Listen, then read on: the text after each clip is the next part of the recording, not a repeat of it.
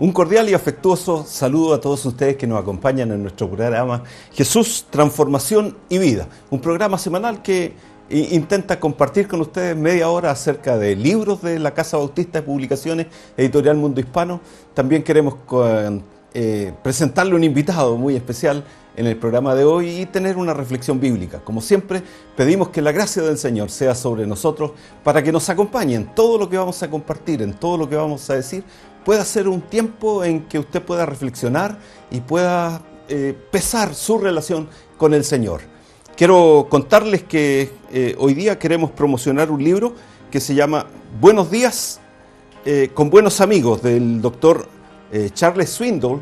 Es un libro de la Casa Bautista de Publicaciones, Editorial Mundo Hispano, y que usted puede encontrar en las principales librerías de nuestro país, librerías cristianas, y acá en Santiago, en el Centro de Literatura Cristiana en Amunátegui 57. Buenos días con buenos amigos, un libro que sin duda le podrá ser de mucha utilidad. Vamos a presentarle de inmediato a nuestro invitado, así que denos un instante y volvemos con ustedes. Gracias por acompañarnos. Hoy día el invitado es muy especial. Quizás no tendría que tener ninguna presentación porque es un hombre que tiene mucho recorrido dentro del área evangélica y dentro de la obra bautista, por supuesto. Ha ocupado numerosos cargos dentro de lo que era nuestra Convención Evangélica Bautista, pastoreado en varios ministerios, trabaja en el seminario. Bueno, sin más preámbulo, el pastor Víctor Guillermo Olivares, a quien le damos la bienvenida. Pastor, gracias por acompañarnos. Gracias a usted, hermano Jorge, por la invitación. Un gusto de tenerle en medio nuestro. Queremos ir desde lo personal a lo familiar y pasando también a lo ministerial, contándonos lo que el Señor le ha permitido hacer. ¿Dónde conoce al Señor? En la ciudad de Viña del Mar. Yo soy de la región de Valparaíso, ahí nací, en La Calera, y luego cuando adolescente llegamos a Viña. Y mi proceso fue un poco largo, de 12 años, a los 12 años tomé contacto con el Evangelio, con la versión evangélica del cristianismo. Y a los 22 años ya experimenté un encuentro con Jesús. ¿Eso, el Evangelio llega por la familia, por los padres, o usted el primero en ser alcanzado? El primero, por la gracia de Dios. Un pastor pentecostal llamado Máximo Pinto Loyola me contacta en la población, estoy trabajando con él, ayudándole en su negocio, y ahí él me invita y voy a la capilla donde él estaba empezando. Éramos 2 niños, él y 2 niños, y les predicaba como si estuviera el templo lleno. Así comenzó. Y después esa iglesia llegó a tener 500 personas. ¿Después viene al seminario? Claro, después llego, a los 22 años llego a la primera iglesia bautista de Viña del Mar, el Crucero 163, mi iglesia madre, a la cual amo mucho, y ahí pasé 3 años, 4 años, hasta trabajando con los jóvenes, y de ahí yo vine al seminario, el año 77. En marzo del 77 ingresé al seminario.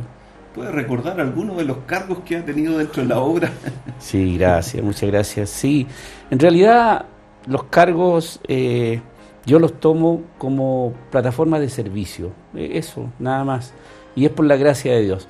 Yo he estado en áreas administrativas, he estado en áreas pastorales y también en áreas docentes. He estado como funcionario y he estado como dirigente, por la gracia del Señor. Sí, comencé a trabajar en la Asociación de Valparaíso, la Asociación Bautista, y después en la convención tuve como vicepresidente cuando Moisés Pinto era presidente. Los pastores también, porque ahí ocurrió algo, cuando falleció el pastor Novoa, yo era vicepresidente y pasé a ser presidente para suplir el cargo que él dejaba por la muerte, y después me eligieron presidente de los pastores. Tuve el honor de ser presidente de los pastores bautistas cuando yo era joven. Yo le conocí como ya secretario coordinador en el título. Yo fui el primer secretario ejecutivo, ahí cambiaron nombre, era coordinador, con don Aníbal Giordano, con un Faustino Aguilera, con un Evaristo Pérez, con un Eduardo Ríos y con un Faustino Aguilera. Todos esos fueron secretarios coordinadores. Y justo en mi tiempo se cambió el nombre para ser secretario ejecutivo. Y Luis Pozo, como él era muy bromista, Después de secretario ejecutivo pasé a ser secretario ejecutado, porque fui el único que fui ejecutivo y le cambiaron el nombre otra vez a secretario administrativo. Yo soy casado con Eliana Guastavino y tenemos 3 hijos, una niña, ella es profesora, educadora diferencial, y 2 varones, Samuel Elías, bueno, Priscila Esther, Samuel Elías y Diego David. Esos son nuestros 3 hijos. Y tenemos 4 nietos. 4 nietos. Sí. ¿Y qué iglesias en las que ha servido? Bueno, me tiran las orejas a mí en San Felipe porque no digo que fui pastor ahí. Me dicen, usted tiene que decirlo, así que hoy lo voy a decir. La verdad que yo fui seminarista en San Felipe, pero tenía la responsabilidad de predicar todos los domingos, mi primer y segundo año de seminario. Yo la considero un servicio como seminarista. Ellos me dicen, usted tiene que decirlo, así que hermano, estoy cumpliendo. El próximo mes voy a ir a San Felipe, el 12 de mayo vamos a estar por allá. San Felipe, bueno, después fui a Belloto Sur, ahí trabajé como seminarista 1 año y luego ellos me invitaron a quedarme como pastor cuando egresé del seminario. De Emaús, Belloto Sur, a Blanqueado, que hoy se llama Bethesda, y de Blanqueado, hoy Bethesda, a secretario ejecutivo de la convención, y de la secretaría ejecutiva de la convención a la iglesia Parque Apoquindo. ¿Y hoy día está? Ahora estoy en la iglesia bautista Macul, una maravillosa congregación a la cual amo, y también sirvo como asesor en la iglesia bautista El Redentor, ayudándoles a ellos, cooperando en lo que yo pueda y también guiándoles en algunas cosas pastorales. Las 2 iglesias están en Macul, así que me queda bien cerca las 2. ¿También trabaja en el seminario teológico? Sí, también soy profesor del seminario teológico en el área de misiología. Y ahí también, bueno, hay un tremendo testimonio de cómo Dios hace las cosas. Yo nunca fue mi meta. Como le decía al comienzo, siempre es servicio. Y ahí estoy ahora como docente y es porque Dios así lo ha querido. Dios me ha llevado ahí. Me parece una de las grandes experiencias que yo viví fue el tema de la ley de culto. Cómo se fue formando esta ley en 10 años, cuando se recupera la democracia. El gobierno primero, el señor Elwin, conversa con todos los actores sociales y entre ellos los evangélicos. Esa fue una gran experiencia. Él habló con los intelectuales, con los artistas, con empresarios, pero entre todos ellos también el mundo religioso. Y del mundo religioso, los pastores evangélicos o las corporaciones. Y tuve la tremenda bendición de participar en ese grupo. Antes de dar a conocer el informe Rettig, que no sé si recuerdan que fueron varios tomos, y él habló con los obispos y pastores evangélicos en La Moneda. Entonces él dijo, muy emocionado, casi llorando, ustedes me tienen que ayudar a unir este país. Fue muy grande esa experiencia para mí. Pero los evangélicos también estábamos divididos en torno al tema político. Habían los que siempre interpretaron ese hecho político como una bendición de Dios, y también hubo otro grupo, los que estuvieron en contra. Entonces, ese ambiente también no era bueno entre nosotros.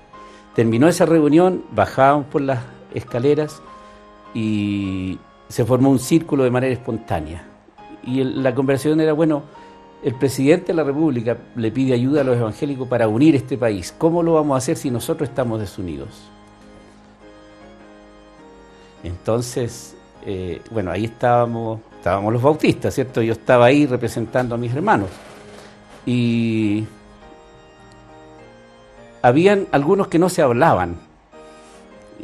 Todos hablaban conmigo, porque los bautistas, en ese sentido, fuimos quizás un grupo que estuvo al centro, no se pronunció, no dijo nada o en contra ni a favor. Entonces ellos se dijeron a sí mismos, reunámonos, y yo les propuse entonces reunirse en la Convención Bautista. Pero como era la primera reunión, alguien dijo, bueno, pero ¿por qué nos reunimos en un lugar neutral? Y fue la sociedad bíblica que está en Serrano 24. Después de esa reunión, ahí hubo una reconciliación, un proceso también bonito, bueno, y de ahí saltamos a Argumedo 3.14. Ese proceso de 10 años, porque la ley se aprobó el año 2000, poquito por ahí, fue muy enriquecedor para mí, conocer al mundo evangélico profundamente, a un Helmut Nat, a un Colin Beasley, a un Alex Hughes, a obispos, en fin, y cabezas de corporaciones grandes. Trabajar con ellos fue hermoso para mí. Quisiéramos también pedirle a nuestro invitado, el pastor Víctor Guillermo Olivares, que además de esta experiencia en lo ministerial, pudiéramos, pensando en el título de nuestro programa, que Jesús nos transforma y nos da vida, llevarlo al terreno más personal y que pudiéramos gozarnos de escuchar de él una experiencia en el terreno personal o más íntimo, de una experiencia con el Señor de la vida. Eso es el tema más apasionante de mi vida. Yo viví, bueno, mi juventud la viví por ahí por los 60, 70, por lo tanto el hipismo estaba vivo, las ideologías estaban vivas en la sociedad chilena, habían utopías todavía, los jóvenes se entusiasmaban con seguir tal o cual ideal. Entonces esa etapa me tocó vivir y yo era un buscador de la verdad, buscador de la paz, también quería un mundo mejor y en ese caminar me encontré con Jesús. Lo mejor que me ha sucedido en la vida, haberme encontrado con Jesús. Fui un hippie, pero un hippie pobre, no de los hippies que recorrieron Europa y recorrieron casi todo el mundo con la plata que los papás le mandaban. No, yo ahí nomás en mi región, pero sí amaba, diríamos, la filosofía, porque, bueno, se hablaba de paz y amor, y eso era lo que yo buscaba.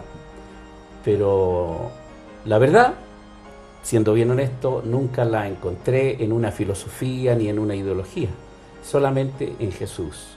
Jesús para mí es mi maestro, mi líder, mi Señor, mi Salvador, porque Él cambió mi vida. Una madrugada a las 3 de la mañana, más o menos, me encontré con Él en el dormitorio de mi casa, porque como yo era bueno para leer, pero no tenía grandes libros, yo leía selecciones del Reader y libros viejos, así, porque yo vengo de una familia muy humilde, de tal modo que, bueno, en la casa se enteraron de que yo era bueno para leer y un día me dejaron una Biblia en el velador, entonces la tomé. Y todas las noches antes de dormir la leía hasta que llegué a un pasaje en que Jesús me desarmó. Ese pasaje que todos conocen seguramente, el pasaje que dice: vengan a mí todos los que están cansados y trabajados y yo los haré descansar. Ese pasaje de Mateo capítulo 11 me desarmó totalmente. Yo esa noche recuerdo que lloré mucho porque yo era un hombre de 22 años, un muchacho, un joven, pero tenía una montaña en mis hombros, parecía un hombre de 90. El peso de muchas cosas me llevaba, mucha rabia, mucha frustración y mucho dolor, y muchas cosas me pasaban por mi niñez, qué sé yo.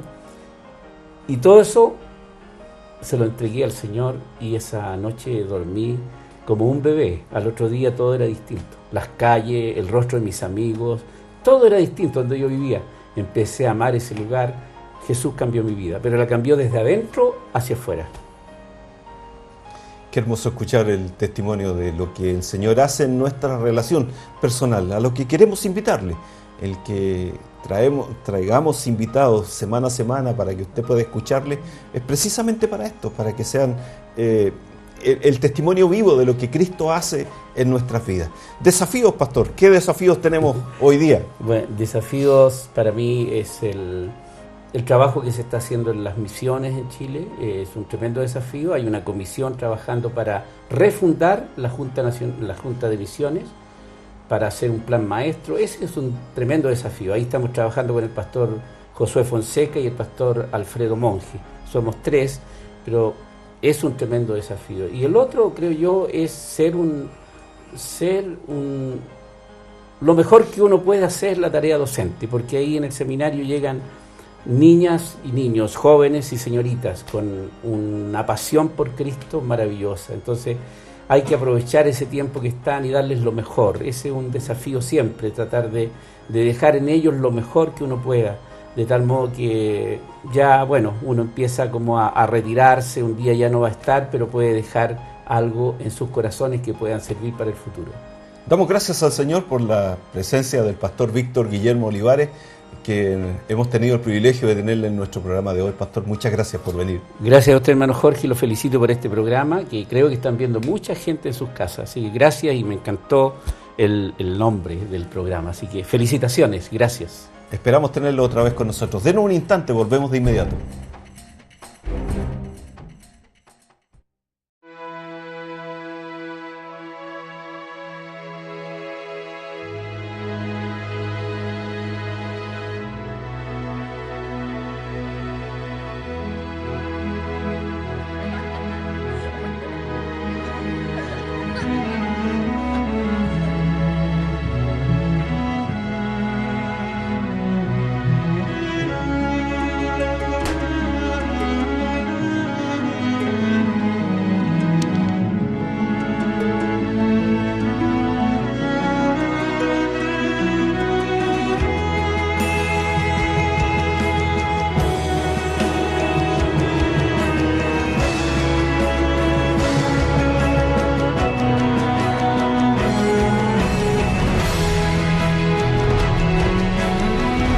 No pierdas la oportunidad de aceptar a alguien distinto. No pierdas la oportunidad de que te cambie la vida.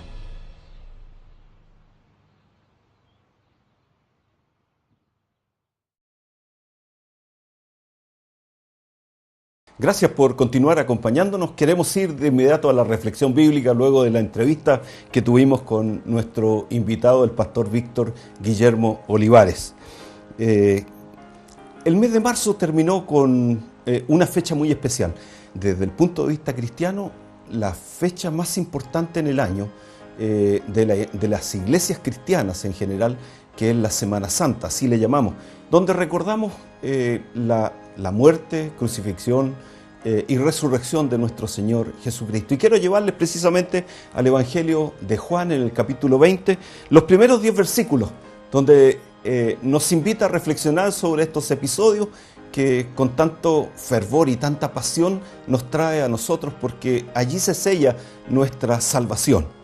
El primer día de la semana, dice Juan, María Magdalena fue de mañana, siendo aún oscuro, al sepulcro y vio quitada la piedra del sepulcro. Entonces corrió y fue a Simón Pedro y al otro discípulo, aquel al que amaba Jesús, y le dijo: se han llevado del sepulcro al Señor y no sabemos dónde le han puesto. Y salieron Pedro y el otro discípulo y fueron al sepulcro. Corrían los dos juntos, pero el otro discípulo corrió más aprisa que Pedro y llegó primero al sepulcro. Bajando a mirar, vio los lienzos puestos allí, pero no entró. Luego llegó Simón Pedro tras él y entró en el sepulcro, y vio los lienzos puestos allí, y el sudario que había estado sobre la cabeza de Jesús, no puesto con los lienzos, sino enrollado en un lugar aparte. Entonces también entró el otro discípulo, que había venido primero al sepulcro, y vio y creyó, porque aún no habían entendido la Escritura, que era necesario que él resucitase de los muertos, y volvieron los discípulos a los suyos. Un pasaje en el cual yo quiero reflexionar sobre una frase muy cortita, ¿ya? Dice la Escritura que María Magdalena es la mujer que toma la iniciativa. El Evangelio de Marcos nos anima a que fue también con la María, madre de Jacobo, y también con Salomé, ¿ya? Pero era aún muy oscuro. Y yo quiero preguntarle a usted, ¿cuántas veces usted se desafía o intenta desarrollar un proyecto y se entraba pensando en las dificultades? Esta era una mujer, o dos o tres, o un grupo de mujeres. Y el problema que tenían, primero, era que era un lugar oscuro, afuera de la ciudad, obviamente, donde se enterraban a los muertos. Jesús había muerto, ya hacían dos días, este era el primer día de la semana, el día domingo. Y no había luz eléctrica, de tal manera que había que llevar antorcha en aquel tiempo, pero también tenían un problema, que fue el problema de ¿de quién movería la piedra del sepulcro? Ellas lo que querían no era encontrarse con Jesús resucitado. En ninguno de sus mentes, sus corazones, estaba la disposición de encontrar a un Cristo resucitado. Nosotros hoy día, desde que conocemos la iglesia, conocemos la palabra, nos congregamos, partimos desde la esperanza bendita de un Cristo resucitado, al cual alabamos, servimos y al cual esperamos, porque la Escritura dice que volverá. Sin embargo, en ese momento en que se están desarrollando estos acontecimientos, ninguna de ellas estaba dispuesta a encontrarse o tenía la esperanza de encontrar a un Cristo resucitado.